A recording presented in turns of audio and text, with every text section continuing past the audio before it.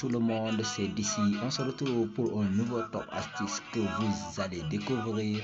15 astuces que vous ne connaissez peut-être pas avec l'invite de commande. Alors, la première astuce pour ne pas perdre de temps, on va aller commencer. Donc la première astuce, c'est exécuter donc l'invite de commande automatiquement en tant qu'administrateur. D'abord, c'est quoi l'invite de commande? L'invite de commande, c'est une interface qui permet donc la communication entre l'utilisateur et entre l'utilisateur, vous et le système d'exploitation. D'abord, premièrement, exécuter donc l'invite de commande automatiquement en tant qu'administrateur. D'abord, pour aller à l'invite de commande, vous avez pressé d'abord Windows R. Windows R, vous allez écrire donc CMD et vous allez donc taper Entrée. OK. En tant qu'administrateur, vous allez donc sur l'invite de commande. Alors, mais il y a certaines commandes qui nécessitent donc d'être exécutées en tant qu'administrateur. Alors, vous allez donc aller sur la barre de recherche. Vous allez taper donc invite de commande. L'invite de commande. Vous allez donc taper l'invite de commande. L'invite de commande et vous allez donc cliquer droit. Clic droit.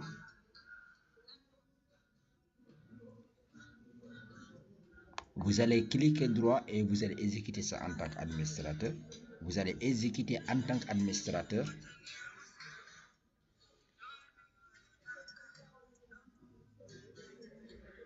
Et vous allez voir que c'est un peu lent et ça fait perdre de temps d'aller sur exécuter donc en tant qu'administrateur.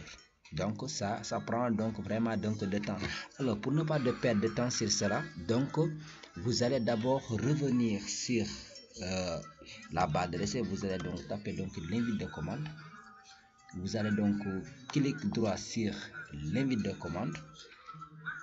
Donc vous allez donc cliquer sur l'invite de commande. Une fois que vous avez donc cliqué sur l'invite de commande, donc ça vous avez certainement donc vous allez ouvrir l'emplacement des fichiers. Vous allez ouvrir donc l'emplacement des fichiers et ça vous amène ici. Vous allez donc l'invite de commande est là. Alors vous avez donc cliqué droit sur l'invite de commande. Vous allez alors aussi ouvrir l'emplacement du fichier. Et ça va vous amener donc à la racine. Donc là aussi donc l'invite de commande. Bon, on appelle donc la racine. Vous allez donc chercher donc l'invite de commande. Vous allez trouver que l'invite de commande. Vous allez donc se rechercher CMD. Vous allez donc se rechercher CMD.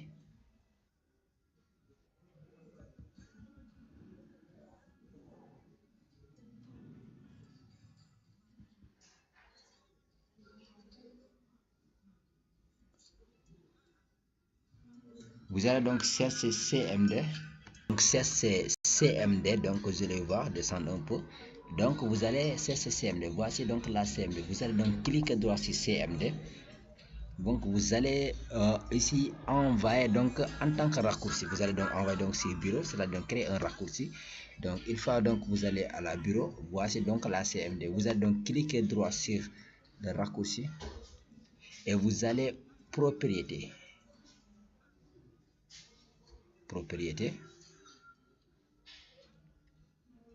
Vous allez donc sur propriété, excuse-moi c'est un peu lent. Vous allez donc sur avancer et vous allez exécuter ça en tant qu'administrateur. OK, et vous allez appliquer et OK. Maintenant vous faites donc fixer ça donc à la barre des tâches. Donc vous allez donc fixer ça donc à la barre des tâches. Donc bon, moi j'ai déjà fait ça est là. Donc c'est déjà fixé à la barre des tâches. Et pour prochainement donc vous n'avez pas votre temps donc à l'exécuter. Vous allez donc directement donc venir ici et aller directement donc sur l'invite de commande parce que c'est déjà donc exécuté en tant qu'administrateur. Donc je trouve donc ce qui est un peu bon et c'est très rapide. Et la deuxième astuce c'est copier-coller du texte sur l'invite de commande. Deuxième c'est copier-coller donc du texte sur CMD. Je suis ici CMD donc je vais avec écrit donc ipconfig par exemple une commande ipconfig. Bon, on est donc slash ipconfig par exemple. Alors donc je vais cliquer. Par exemple je veux copier-coller, donc je vais donc par exemple serrer, je vais donc copier ça. Alors comme ça je vais donc copier donc l'adresse IP Alors je vais donc cliquer sur l'adresse IP. Alors je vais donc coller, hein. Donc je vais sélectionner. Alors je vais sélectionner. Alors il faut venir ici jusqu'à ici. Je suis là, sélectionner. Je vais prendre l'adresse, je vais copier ça. Alors je vais venir ici, je vais coller. Je vais donc coller donc sur l'adresse IP. Vous allez voir que j'ai collé l'adresse IP. J'ai collé donc l'adresse IP ici. Donc par exemple, si je veux copier par exemple c'est l'adresse, je veux copier donc par exemple c'est l'adresse. Alors je vais donc cliquer droit et je vais venir ici, je vais cliquer droit et coller. Donc j'ai déjà collé ça ici. Donc la meilleure façon donc pour le faire, et vous allez donc vous rendre sur clic droit, vous allez donc sur propriété et vous allez sur option, vous allez chercher mode d'édition rapide. Vous allez cocher la bande mode d'édition rapide et vous allez donc coller ça. Alors cette fois-ci donc ça devient plus. Vous n'avez pas donc besoin de copier et coller. Vous allez donc sélectionner et vous allez donc cliquer droit et directement donc ça va copier donc sur votre si là vous voulez donc copier ça. La troisième astuce, c'est arrêter ou redémarrer un ordinateur à distance. Bon, vous allez vous demander parce que j'avais fait ce titre-là sur comment arrêter un ordinateur à distance, mais je le refais parce que j'avais des choses que je n'avais pas soulignées et je vais vous expliquer pourquoi. Alors, pour que ça soit possible, il faut que vous allez vérifier que si les deux PC sont sur le même réseau LAN. Par exemple, si l'un PC donc est sur l'Ethernet et l'autre est sur Wi-Fi, ça ne serait pas possible. Donc il faut que les autres partagent sur le même réseau LAN et il faut que les autres PC soient aussi en mode administrateur. Il faut donc vérifier ça et je vais vous montrer comment vérifier cela. Pour faire, vous allez d'abord sur le panneau de configuration. Vous allez donc d'abord sur le panneau de configuration et vous allez donc sur la panneau de configuration. Vous allez donc chercher ici panneau de configuration. Vous allez chercher panneau de configuration. Donc voici panneau de configuration. Vous allez aller sur la panneau de configuration. Vous allez aller sur compte utilisateur. Une fois donc panneau de configuration, vous allez entrer sur compte utilisateur. Ah bon, compte utilisateur. Compte utilisateur, vous allez donc vérifier compte utilisateur.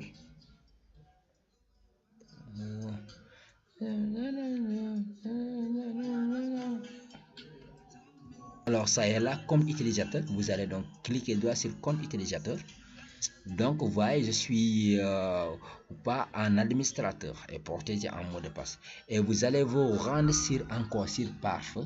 Donc c'est pas fini, vous allez donc vous rendre sur pare-feu.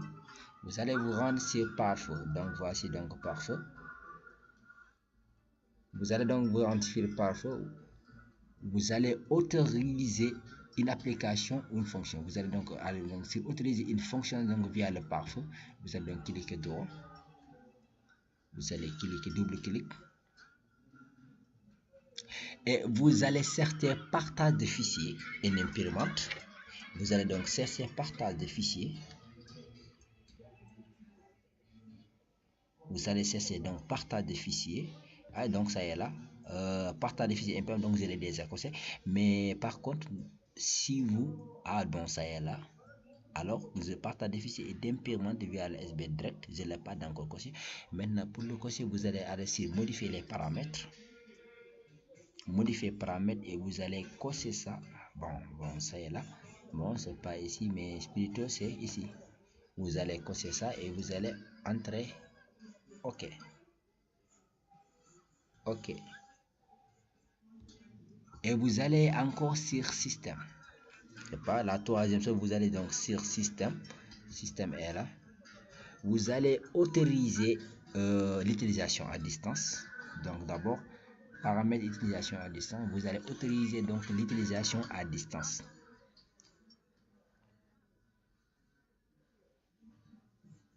Vous allez autoriser, ça est là, autoriser donc les connexions à distance vers cet ordinateur. Vous allez autoriser, bon, vous allez autoriser ça à distance et vous allez cliquer. Donc c'est déjà fait. Bon, ça est là. Vous allez autoriser à distance. Et c'est déjà autorisé donc les connexions. Alors, OK. Et vous allez taper OK. Et donc, tout ça, c'est déjà fait. Alors, vous allez vous rendre sur limite de commande. Bon, CLS, c'est pour supprimer. Alors, vous allez taper donc là, comme je vais taper donc CLS, c'est pour effacer. Bon, CLS pour effacer. Alors, vous allez donc écrire shutdown. Vous allez écrire donc shutdown, comme on l'avait expliqué la fois dernière, shutdown slash, donc slash i. Mais si bien donc slash i, c'est la même chose que moins i. Bon, c'est la même chose, hein. Shutdown et moins i, c'est la même chose. Alors, moi, je préfère shutdown slash i. Bon, vous allez une fenêtre arrêt à distance va s'afficher et vous allez ajouter donc le nom du PC que vous allez.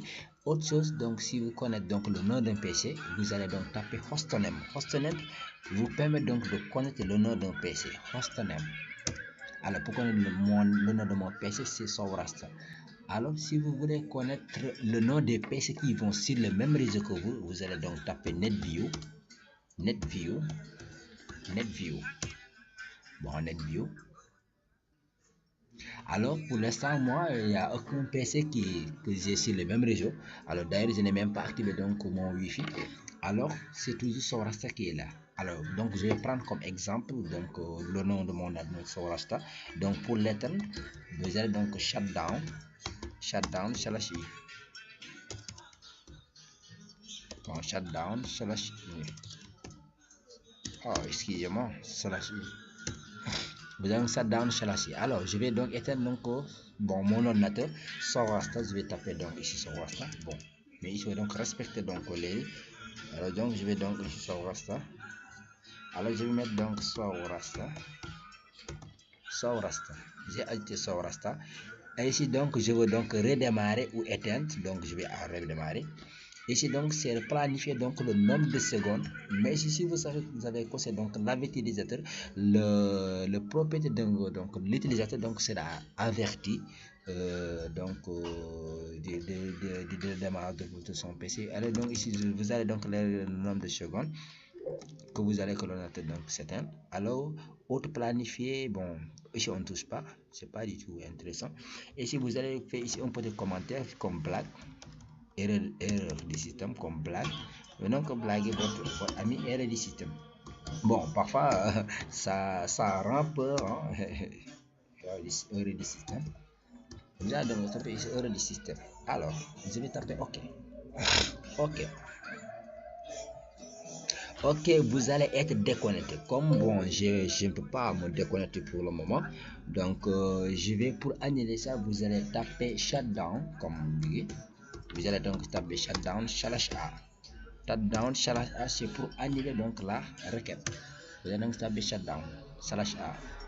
Alors, ça va m'écrire donc ici, donc certainement. Donc, pour annuler, vous allez écrire donc shutdown. Hein? Shutdown slash a. Alors je vais recommencer comme j'ai pas du tout vidéo. Shutdown slash a. Donc le système n'était pas en coup d'arrêt. Il est impossible d'annoncer donc l'arrêt du système. Non, je ne sais pas.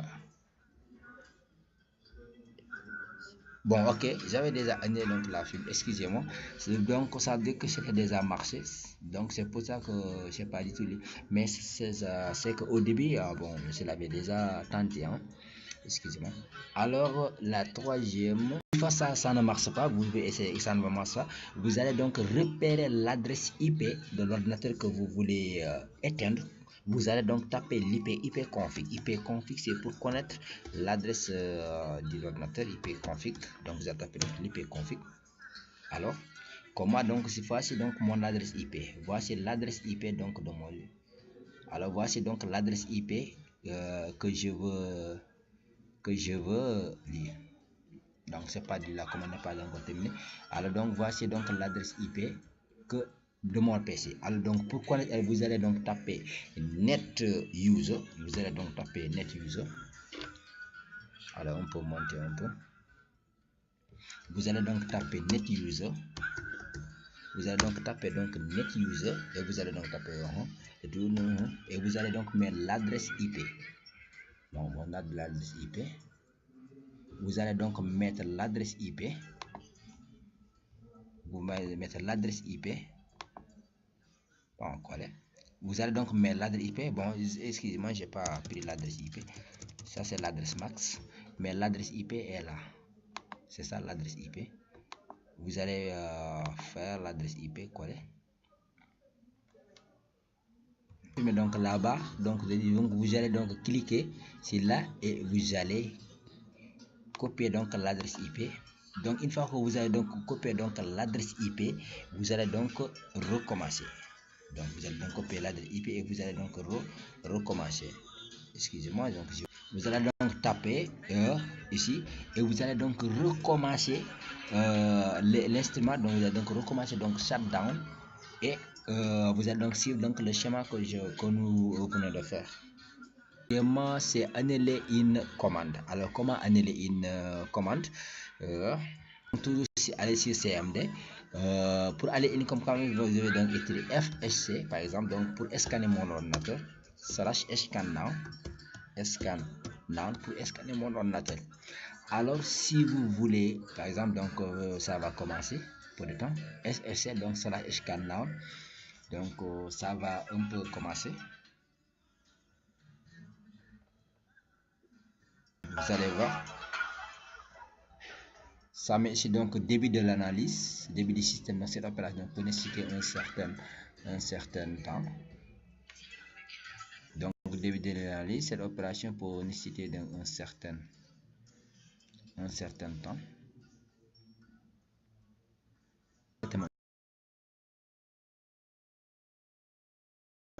Alors pour annuler cette opération, vous allez presser CTRL plus C. Vous allez donc presser CTRL plus C pour celle donc pour annuler donc la. Vous allez taper donc CTRL plus C. CTRL C. Alors vous allez donc taper donc CTRL C pour annuler donc la requête. La cinquième, bon, c'est afficher donc les dossiers et fichiers donc de manière organisée. Alors vous allez donc sur toujours les commandes, donc CLS pour supprimer. Vous allez donc taper donc la commande dire. Vous allez donc dire, c'est pour afficher donc les dossiers donc de manière organisée. Donc dossier donc de manière organisée. Donc tous mes fichiers donc de manière organisée. Hein. Ça va prendre du temps. Ouais. C'est beaucoup parce qu'il y a beaucoup de fichiers. Bon, c'est ça, de manière organisée. Ça vous donne donc les dates. Vous allez voir les dates, tout ça, l'heure et les fichiers. Alors, pour afficher donc les fichiers, donc étape par étape, vous allez donc faire trace S et vous allez donc afficher donc 2 points. Alors, la cinquième, c'est fonction du clavier et gain de temps. Par exemple, si je tape donc la commande ipconfig,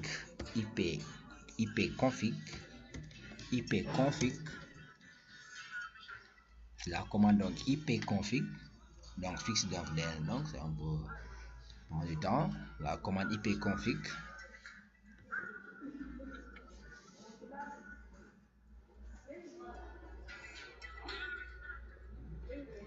donc tape la commande ipconfig, en ce cas ça termine. Je vais taper donc alors la commande, je vais taper ping par exemple. Je tape donc ping et je vais taper donc la commande ping ici. Je tape la commande par exemple tree et je tape donc la commande tree par exemple. Donc la fonction donc F1 permet donc de coller les dernières commandes que vous avez exécutées caractère par caractère. Donc la dernière commande que j'ai collée, c'est tree. Si je tape F1, ça va me coller donc cette ligne caractère par caractère. Et ça va me caractère par caractère. Donc d'abord tree. Si je tape encore F1, ça me donne R. Si je tape F1, ça me donne R. Et si je tape, ça me donne et ça s'exécute. C'est tellement.